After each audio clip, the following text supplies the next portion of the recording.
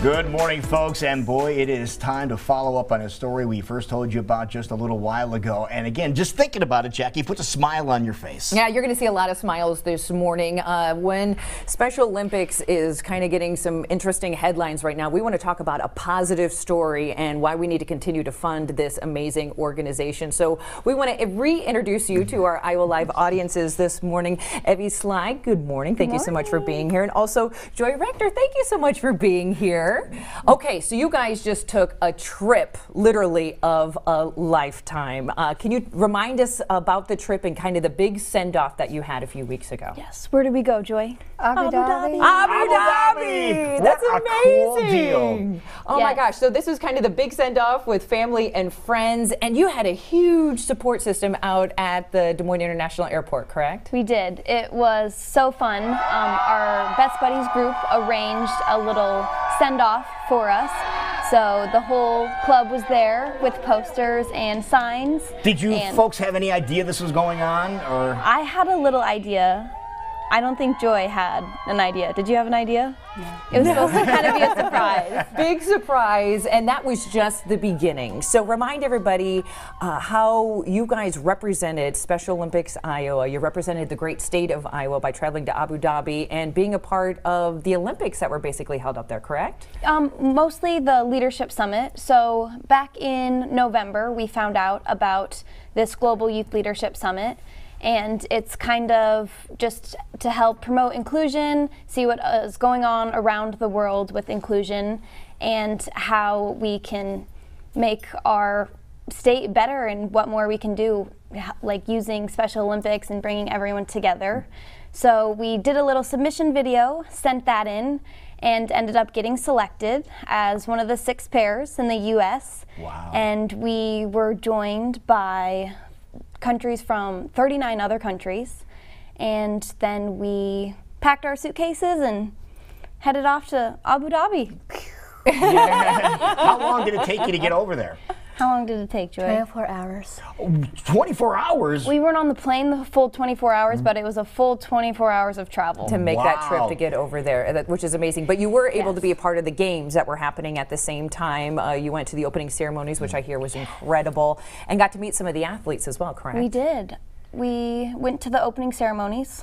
Did you like that? Yeah, it's pretty cool. What did you like the most about the opening ceremonies? I really don't know. Like the seniors and all the people come out. Yeah, kind of a big They spectacle. had little light up bracelets that we each got to wear, and it was like a light show all around.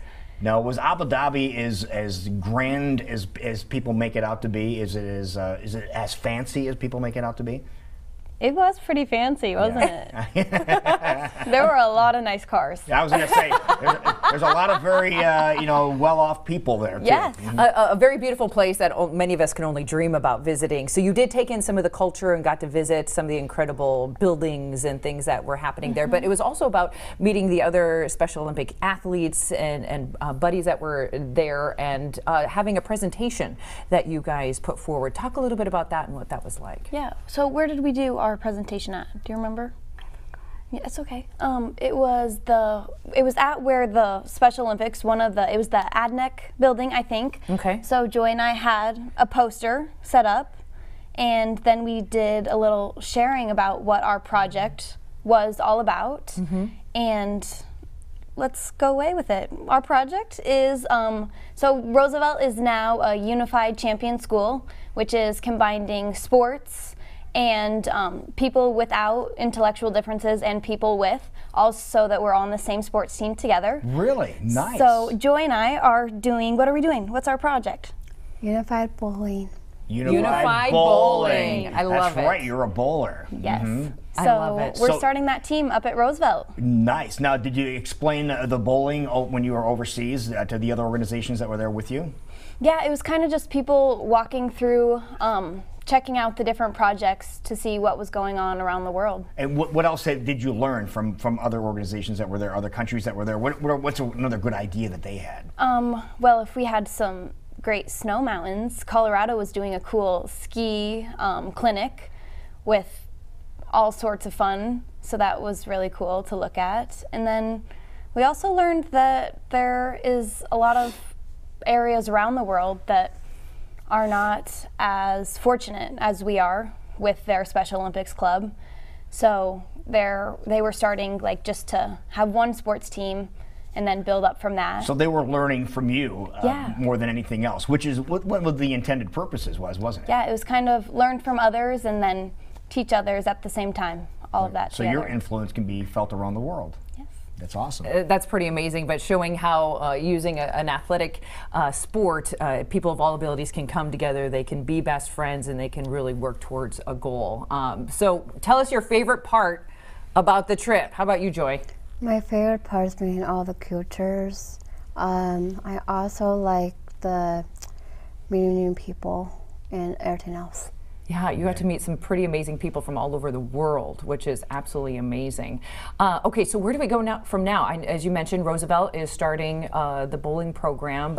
So where can we see? What can you say to inspire others about being a bonded buddy and going forward from what you've learned with this recent trip? Well, Joy has inspired me so much. So I think just get to know people for sure, and from there, get involved with Special Olympics. I know there's so many volunteer opportunities, so maybe go to their website and see what Special Olympic events like you can get involved with. And with our project, I think just watch out for what the Roosevelt bowling team is going to start doing. When's the next bowling event? Because now we're interested. Now we want to check this out. Yeah. When can we plan on seeing what happens? So this is kind of our project. So this is when we're going to get the ball rolling here So to soon. speak. So I think in the next month we'll have an idea of more what we're doing, and then we'll start planning events. And then our hope is to help the other 5 high schools in the Des Moines district also have a unified bowling team, so that we have a little competition.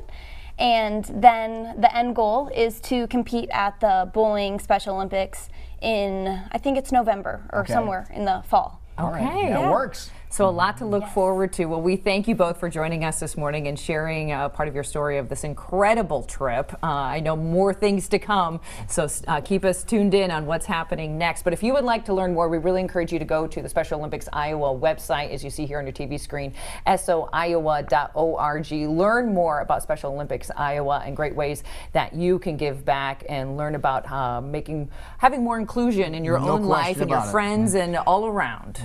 Well, Joy, you just bowled a strike. Good job. Woohoo! Yes! Good to see you, ladies. Thank you for joining us this morning. It is